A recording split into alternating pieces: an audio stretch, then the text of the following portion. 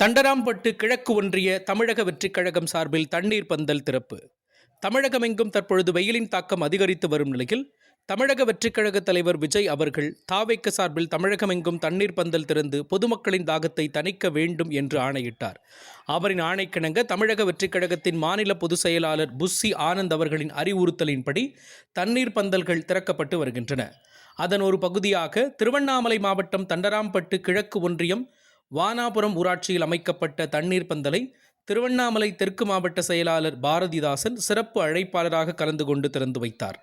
பின்னர் பொதுமக்களுக்கு மோர் மற்றும் தர்பூசணி உள்ளிட்ட நீர்ச்சத்து பொருட்களை வழங்கினார்.